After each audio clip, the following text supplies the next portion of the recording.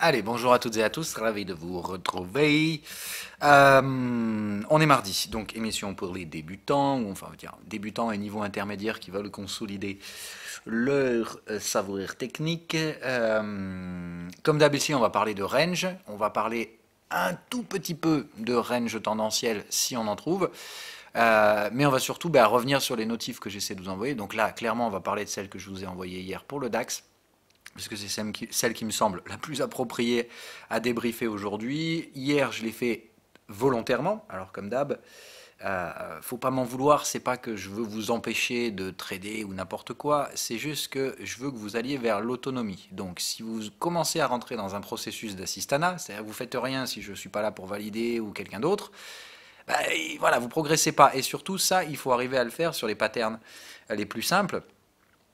Puisque l'objectif, c'est que vous arriviez à les maîtriser. Maîtriser, ça veut dire que vous êtes capable de prendre ces trades avec une confiance suffisante et légitime. Hein. Je ne parle pas encore une fois de s'amuser à faire dans les excès de conscience et trucs du genre, mais juste de dire, voilà, il y a une pattern, vous la connaissez, vous la maîtrisez, vous savez la repérer, quand elle arrive, vous savez comment gérer le risque. Bref, vous avez une certaine sorte de contrôle. Je vous rappelle toujours que le contrôle, c'est souvent une illusion et un faux ami. On contrôle jamais rien du tout, mais ça, vous le comprendrez de toute façon à travers ça. C'est-à-dire que même une pattern que vous maîtrisez, tout ça, vous permettra jamais de contrôler le marché. Par contre, elle vous permet de contrôler le risque. Et ça, c'est effectivement la seule chose sur laquelle vous pouvez vous reposer.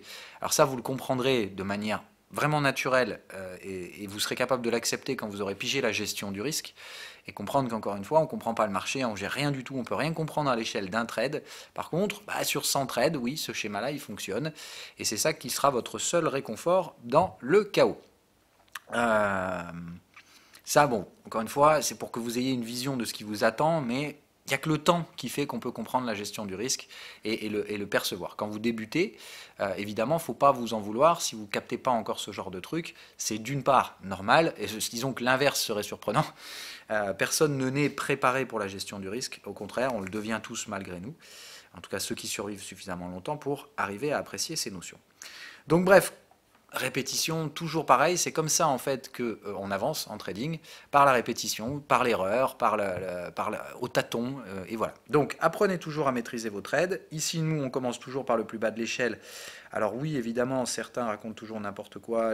Bref, enfin, le plus simple, si on veut avoir une stratégie agressive, c'est de comprendre les ranges. Alors quand je dis comprendre un schéma pour exploiter les trades de range le plus facilement possible. Parce que, en fait, vous n'avez pas 50 solutions. D'accord ? Dans un marché, il y a 3 types de trades. Le trade en breakout, le trade en reverse et le trade de range. Avec des trades intermédiaires, hein, c'est-à-dire le trade de pullback et des trucs comme ça, qui sont des trades intermédiaires de range dans la tendance. Mais grosso merdo, voilà les 3 types de trades que vous avez. Trade en break, trade en reverse, trade en range. À votre avis, lequel est le plus facile à gérer? Le trade en tendance, vous allez me dire, évidemment, la tendance c'est facile. Ouais, c'est bien. Donc ça veut dire le trade en breakout. Qu'est-ce que je vous ai dit sur le trade en breakout?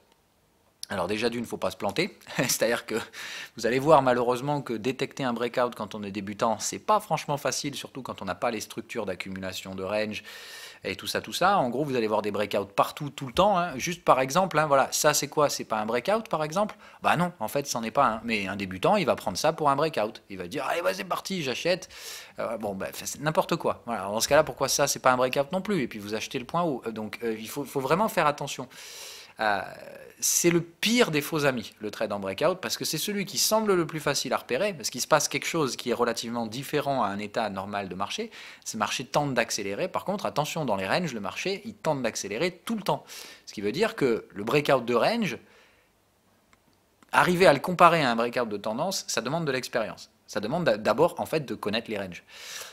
Et le problème, c'est que la plupart des gens vous enfoncent là-dedans en vous apprenant le trading en breakout n'importe comment.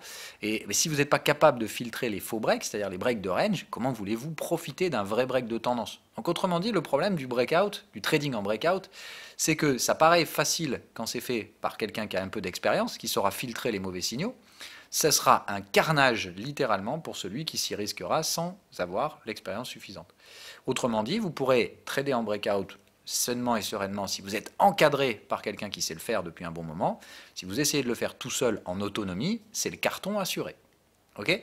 Donc, c'est le pire des faux amis, le trading en breakout, parce qu'il paraît facile, il réussit souvent, puisqu'en plus de ça, vous risquez plus que ce que vous allez gagner. Hein. Le trading en breakout, c'est un ratio risque-rendement négatif, c'est-à-dire que le stop-loss coûte plus cher que l'objectif. Donc, ben, voilà, là, c'est quand même relativement emmerdant de vous... Moi, je trouve que pour des débutants, c'est pas ça qu'il faut faire. Le trading le plus simple à faire et à apprendre, c'est malheureusement le trading de range, c'est-à-dire celui qu'on vous dit de ne surtout pas faire, mais comme par hasard, il y a toujours autant de perdants dans le marché, donc il faudrait peut-être se dire qu'au bout d'un moment, les vieilles soupes ne fonctionnent pas. En tout cas, il y a un problème dans la recette. Donc oui, le trade de range, c'est le plus facile à appréhender. C'est le plus complexe, en fait, d'un manière de lecture, parce que il y a des avantages de gestion du risque. C'est plus facile de gérer le risque dans un range que dans un trading en breakout. Par contre, il y a tout un tas d'éléments négatifs qui viennent avec. Tout n'est jamais meilleur, enfin, rien n'est jamais meilleur sans apporter d'effets négatifs. Mais je pense que les effets négatifs des trades de range sont plus faciles à gommer que les effets négatifs des trades de breakout. Autrement dit, un trade de range, c'est simple, mais il y a 2-3 contextes dans lesquels il ne faut pas les prendre. Alors, essayez de réfléchir. Aujourd'hui, on va travailler sur ça et on reviendra après sur le trade du DAX. Bon, de toute façon, à ce stade-là, hein, le trade du DAX, normalement, vous avez vos stops là-haut et vous ne cherchez plus à comprendre. Là, on va essayer de franchir les 50% de contexte. Donc, on va essayer de venir chercher la confirmation. Si le trade est confirmé, c'est-à-dire qu'on tient une clôture ici, je n'invente rien, encore une fois, tout ceci, c'est dans le PDF. Hein, ce sont vos règles de base pour apprendre à trader vos ranges. Là, la validation, c'est fait. Hein. La confirmation, on essaye de. Donc, il faut basculer là-dessous pour confirmer le trade. Je ne sais plus où j'en étais. Oui, alors, donc, quels sont les faux amis du trade de range? En gros, les contextes dans lesquels vous allez voir des trades de range éventuellement, et dans lesquels il ne faut surtout pas les trader. Je vous laisse réfléchir 2-3 secondes, d'accord?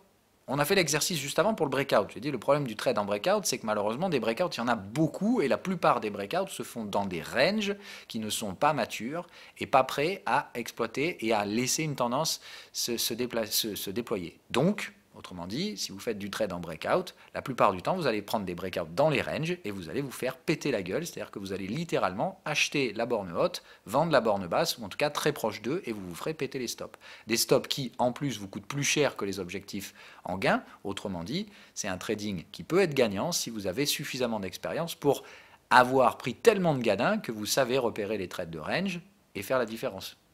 Hein, encore une fois, un trading en breakout, il sera profitable que si vous arrivez à ne pas trader les breakouts de range et à ne trader que le plus possible des breakouts de tendance. Avec 2-3 petites erreurs de temps en temps, mais c'est en limitant les moments où vous allez breaker, vous allez tenter le breakout dans un range et vous allez vous faire péter, que vous arriverez à gagner de l'argent dans un trading de breakout. Dans un trading de range, c'est la même chose. Au début, vous allez vous planter parce que vous allez traiter les ranges dans des contextes qui n'y sont pas favorables. Réfléchissez un tout petit peu et essayez de trouver quel type de contexte va générer des faux signaux sur le range.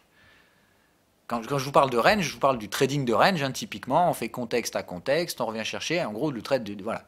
Hier, le trade du DAX, il est parfait. Il est dans un contexte qui est tout à fait adapté au range. Mais réfléchissez, quel est le type de contexte qui pourrait nous foutre dans la merde? Alors là, il n'y a pas eu des signaux de range, parce que voilà, mais bon, on aurait pu, par exemple, voilà, ici, on aurait pu en trouver un de trade de range après. On fait bien contexte à contexte, d'accord? On vient bien ici, ça semble un peu excessif, on vient rechercher le contexte opposé, et là, on retourne sur le contexte vendeur. Là, voilà, imaginons, on continue comme ça, là. On vient juste un petit peu plus haut, et on donne un signal de reverse ici. Pardon, hop. Et on donne un signal de reverse là. Ça, c'est clairement un truc qui respecte vos contextes de range. Pourquoi ce trade, on ne le prend pas?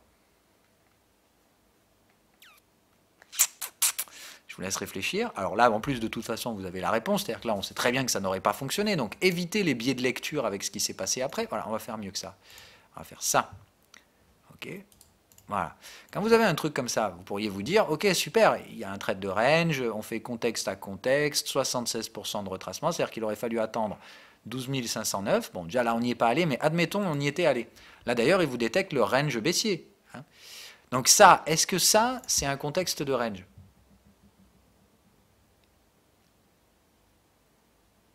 Alors, ceux qui répondent oui, bon, vous savez très bien que non, hein, d'accord? Donc là, on est d'accord. Mais ceux qui répondraient oui, bon, c'est une mauvaise réponse. Ceux qui répondent non, demandez-vous bien pourquoi. Il y a une seule bonne réponse ici. Ça, c'est un trade qui n'est absolument pas un contexte de range. Là, on est en plein dans un schéma de tendance. Vous avez bien ici l'accélération, les contextes se font déchiraves, on déborde les targets. Ici, il y a tendance. Donc là, on n'est pas dans un marché en range, on est dans un marché en tendance. Donc on est à quelle étape de la tendance? Bah ici, au mieux, on a fait une petite divergence ici. Au pire, on va la faire après. Mais dans le meilleur des cas, ceci n'est qu'un pullback. Et c'est typiquement le genre de contexte qui vont vous péter la gueule. Quand vous traitez les trades de range dans les pullbacks, c'est-à-dire, rappelez-vous la différence entre un range et un pullback. Le pullback, c'est un mini-range, généralement du T inférieur, qui va juste temporiser avant de reprendre la tendance pour un excès final. Mais en gros, la tendance va continuer, on va aller plus haut, on va casser des résistances. Et c'est après l'excès final qu'on a de fortes chances de trouver un range qui va pouvoir vous proposer votre fameux trade de range. Donc si vous faites le trade de range dans un pullback, bah vous allez la plupart du temps vous faire arracher puisque le marché va aller plus loin. C'est dans ce type de contexte que vous prendrez vos pertes en range quand vous aurez pris trop de risques. Donc apprenez à détecter et à bien comprendre la différence entre un trade de range et un pullback et ne surtout pas appliquer vos conditions de trade de range dans un pullback. Ça, c'est vraiment important que vous compreniez ça. Ok ? Là, je vais refaire l'exemple.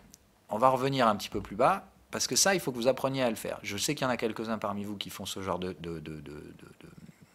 mélange, de mélanger les trades de pullback et de prendre des trades de range dans des contextes qui n'y sont absolument pas favorables.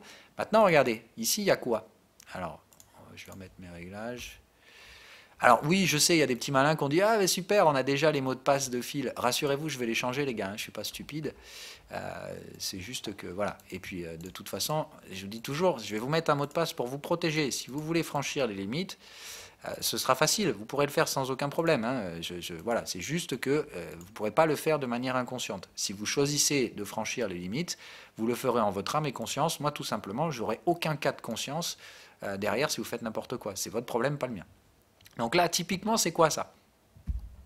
Bah, il n'est pas détecté, mais c'est un gros trade de range. On est bien sur le Fibo 23%, blablabla. Donc ça, c'est le genre de trade que vous ne pouvez pas prendre, d'accord, mais que vous devez arriver à détecter. C'est ce qui vous rendra plus performant dans la pratique des trades de range. Ici, vous avez clairement un trade typique de pullback. On vient chercher 23%, il y a une tentative d'accélération baissière alors qu'on est dans un marché à flux haussier. Là, typiquement, c'est le genre de truc où, effectivement, ça repart haussier derrière.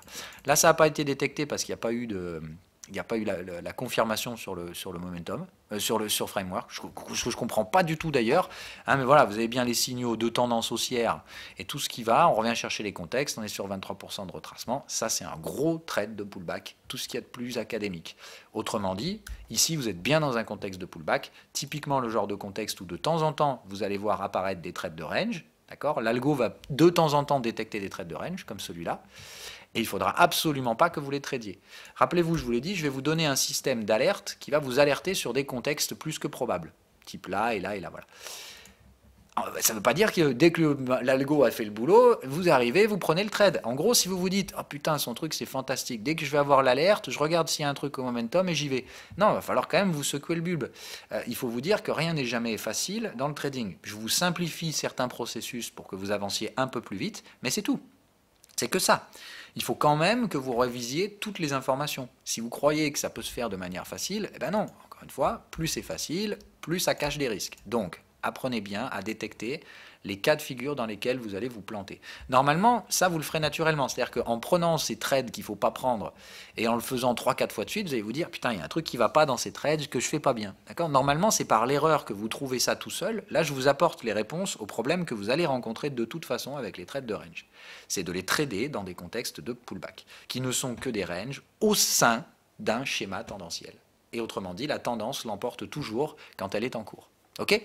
Donc évitez-moi ces trades de range, ça ce sera votre pire ennemi, et c'est vraiment le cours du jour, tout est là-dessus, il faut que vous appreniez à faire ça. Quand vous avez des signaux de range, détectez bien assurez-vous bien que vous n'êtes pas sur la phase de pullback. Ok? Donc là c'est bien le moment où on a fait le pullback, là c'est bien le moment où on fait excès finaux, donc là on est bien dans un contexte de fin de tendance, donc de range relativement probable. Par contre, assurez-vous d'un truc, le trade de range ne veut pas dire que c'est sous contrôle, vous allez pouvoir faire ce que vous voulez, que la structure du range sera forcément évidente et tout ça, tout ça. D'accord? Rappelez-vous que les structures de range, pour nos amis idiotistes, c'est un carnage absolument affreux, parce que vous savez absolument pas quelle forme va avoir le range. Il peut vous faire le fameux flat, il peut vous faire le triangle, d'accord? Pardon, donc, il peut vous faire le flat, d'accord? Il peut vous faire le triangle, d'accord? Hop.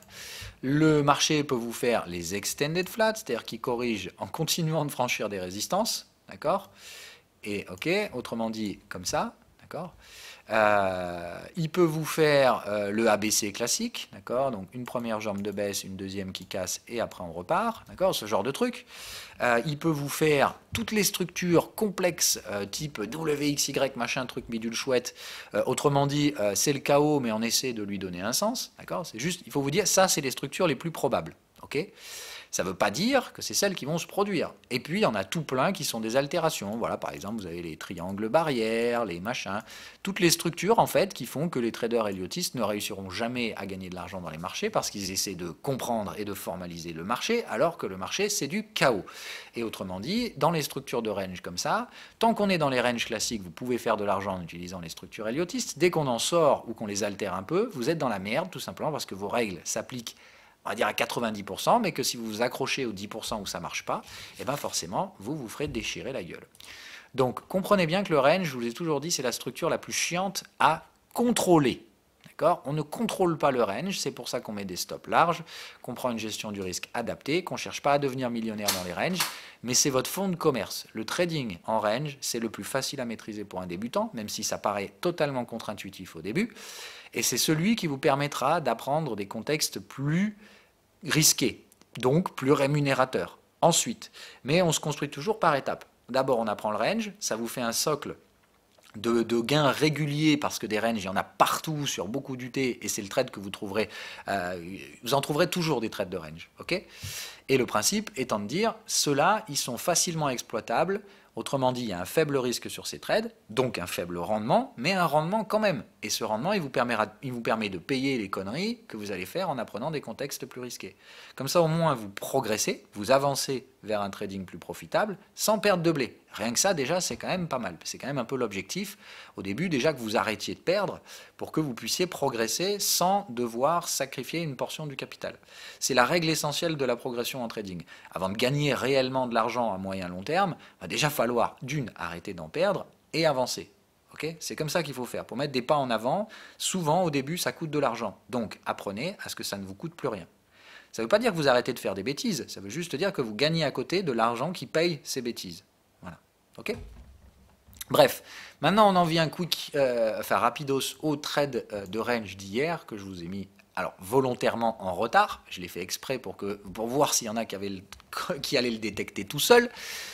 Et je suis content parce que c'est marrant, il y en a qui me l'ont envoyé en message privé, qui m'ont dit « Phil, tu l'as vu le trade sur le DAX ?» Bon, c'est cool, parce que voilà, oui, je l'ai vu, évidemment. Moi, je suis en train de backtester les alertes, donc vous croyez quoi? Moi, j'ai été alerté ici.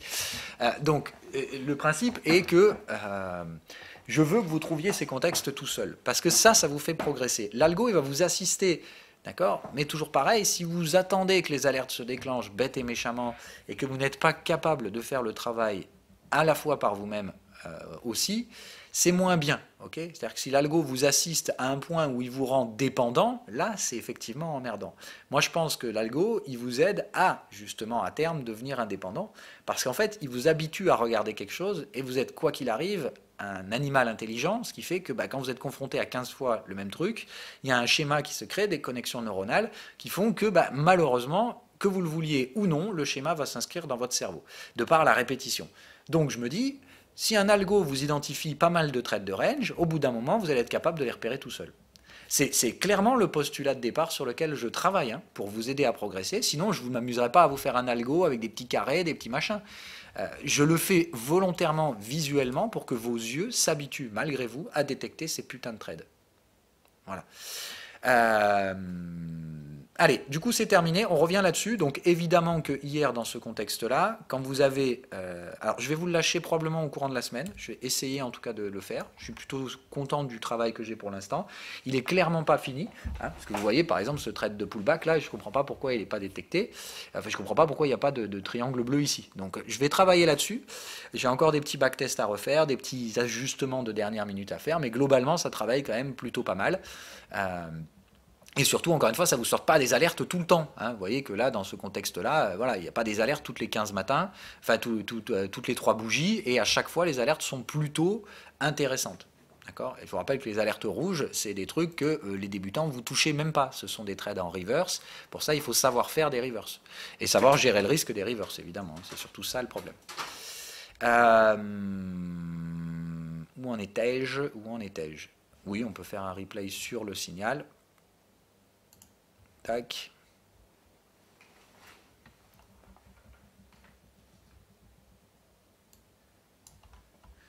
Ok, bon bah là, trade académique, hein, franchement on peut pas faire mieux, vous avez le trade de range, les deux signaux en termes de gestion du risque, là vous pouvez franchement pas faire mieux que ça. Vous êtes bien 76%, vous zoomez bien, vous dézoomez, vous vérifiez bien que vous n'êtes pas dans un trade de pullback. D'accord. Vous dites, est-ce que le pullback a déjà eu lieu? Probablement oui, ici. Donc là, vous êtes bien dans un schéma où normalement ça va. Maintenant, attention, hein, moi je pense que de ce trade, on ne pourra pas tirer grand-chose non plus. Hein. Rappelez-vous qu'il y a quand même la BCE demain. Non, demain ou après. Jeudi, la BCE, normalement.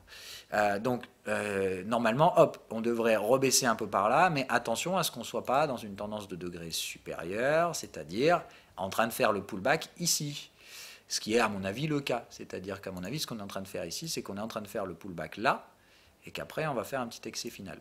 Si la BCE délivre, qu'on soit bien d'accord, hein, si la BCE délivre que dalle, alors sachant qu'elle a déjà fait ce qu'elle pouvait, hein, mais bon, voilà, pour ma part, la zone des 12008, il faut un catalyseur fort pour la dérouiller au sud, sinon c'est pullback ici, et on aura un excès final à faire.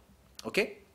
Maintenant, attention, la zone des 12008 est une zone qui peut retourner à moyen terme. Donc, il n'y a pas de garantie qu'on va, qu'on va repartir ici pour un excès. Okay. C'est la raison pour laquelle, moi perso, je vends, je vais sécuriser et je garderai le trade. C'est-à-dire qu'en vendant par là, je vais sécuriser plus bas que ça. Je vais vous expliquer. Hein, voilà, et je vais évidemment avoir un stop payé jusqu'à 12 009, un truc comme ça. Comme ça, derrière, bah, si le marché fait juste un petit excès, je suis toujours dans le trade et je pourrais même trader l'excès final. Ok, je laisse la porte ouverte de toute façon à un maximum de possibilités sur le marché. Mais je vous rappelle quand même que mon schéma, c'est de dire sur le DAX, on est quand même un petit peu mal barré, puisque à mon avis ici, ça sent quand même le roussi. Voilà, c'est de dire, pour ma part, il y en a beaucoup qui pensent qu'on va aller tester cette zone. Je pense qu'on peut le faire. Mais il faut une BCE accommodante, encore plus qu'elle ne l'est déjà, et dans ce cas-là, voyons, on fera une espèce de truc comme ça, on vient chercher la ligne de tendance, tout ça, tout ça.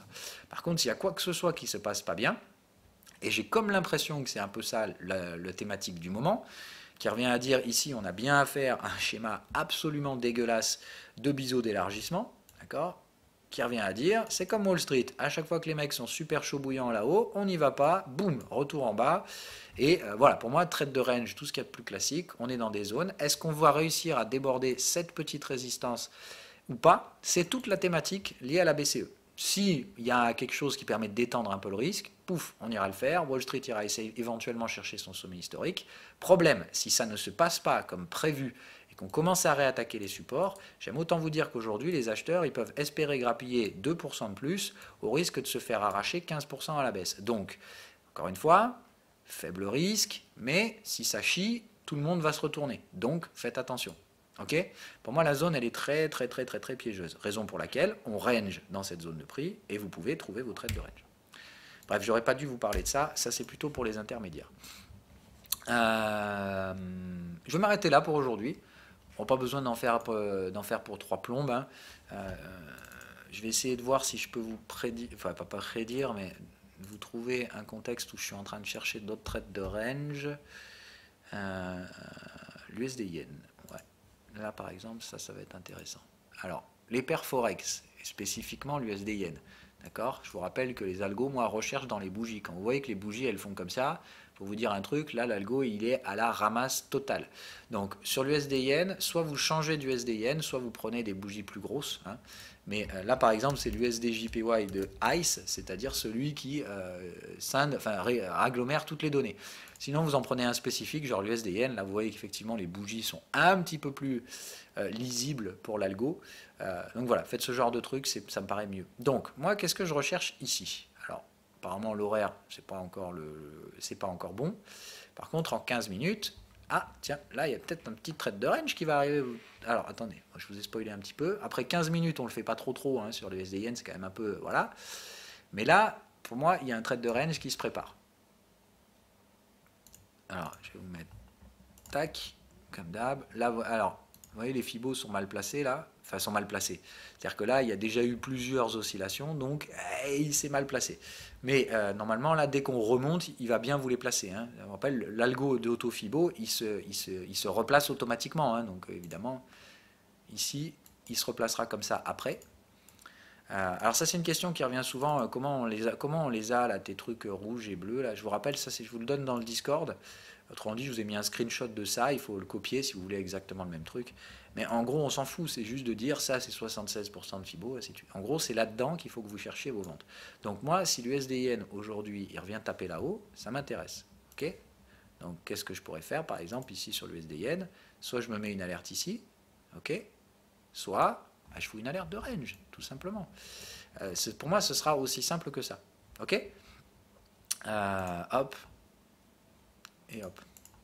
Donc moi, si l'USD-Yen vient taper là-haut, il faut qu'il déborde le contexte vendeur, qui me donne un signal de vente, et je le prends avec un stop, évidemment, de la taille du canal de contexte, de tendance, blablabla, et de préférence au-dessus de la résistance. Voilà.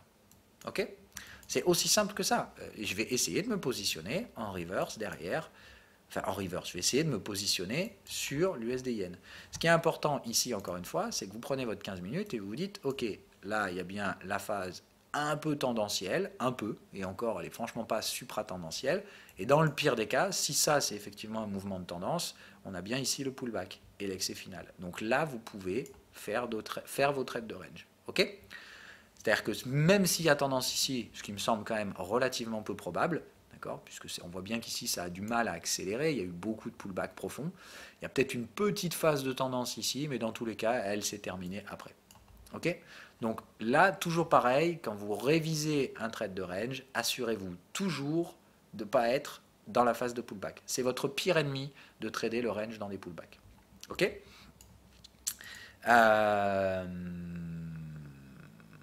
C'est à peu près tout. Comme ça, vous avez un trade en avance. Bon, je ne vous envoie pas la notif du coup pour l'USD-Yen, je vous le fais ici. Et vous avez compris le délire. Qu'est-ce que j'ai d'autre qui va m'intéresser? Alors, je crois que l'USD-CAD, il y a un truc à faire bientôt. Alors, clairement pas, non, je mélange avec un autre truc. L'euro-yen, ah oui, mais celui-là, je vous l'ai donné. Donc, ça, c'est pas la peine, on n'en parlera pas. Je sais plus, putain, il y a un marché que j'ai vu hier, je me suis dit, il faut pas que je loupe le range aujourd'hui. Je sais plus ce que c'est. Ah, ça doit être ça. Ah, non plus. Non, non, celui-là, on l'a fait, on en a parlé. Oui, c'est juste un gros range. C'est clairement pas le GBP. Non, là, on attend toujours le breakout. Ah, belle accumulation, hein, elle est propre hein, sur le gold. Ça, dès que ça pète, il ne faut pas hésiter à y aller. Hein. Raison pour laquelle je vous dis Wall Street et tous les indices, là, vous restez stand-by, hein, parce que si la BCE déçoit demain, c'est retour à la tendance baissière direct. Hein. Et le S&P, il n'y aura pas de faire de sommet historique. Putain, qu'est-ce que je veux voir? Ah, mais oui, voilà, c'est Apple. Donc, vous le savez, moi, je prends un trade en... Alors, non, vous ne le savez pas, mais... Bon, moi, je prends un trade en reverse sur Apple. Donc ça ne vous regarde pas, vous ne faites pas ça en tant que débutant, mais je vous interdis même de faire ça. Mais comprenez bien encore un truc, c'est que du coup, si moi je fais du reverse, vous pouvez attendre un range. Ok. Donc pour moi, il y a bien ici des tentatives de tendance comme d'hab, mais dans le pire des cas, le pullback a été fait ici. Donc ici, il y a bien des excès finaux qui se mettent en place sur ces UT horaires. Ok. Le principe revient de dire, si on revient taper le contexte acheteur, ce que moi je pense qu'on va faire, c'est-à-dire refaire un truc comme ça, moi je vais être validé. vous allez pouvoir essayer de me choper le trade en pullback ici, en pullback, pardon, le trade de range derrière. Donc, surveillez-moi Apple, horaire. D'accord? Pour l'instant, vous ne pouvez rien faire. Le premier truc que vous faites, d'accord, vous n'avez pas encore le système d'alerte, vous mettez une première alerte, il faut revenir taper le contexte acheteur. Dès qu'on revient taper le contexte acheteur, il faut qu'il se renverse, c'est-à-dire qu'il faut qu'il repasse vendeur. Il faut que le canal se réoriente comme ça. Il ne faut pas juste faire une pichenette ici. Il faut venir taper dans le canal et le renverser. Quand il se renverse, vous attendez qu'on vienne le déborder ici avec un signal vendeur et vous prenez votre trade de range avec un stop toujours pareil, dimensionné en fonction du canal de tendance, etc. Ok? Donc ça, n'oubliez pas que vous pouvez le faire.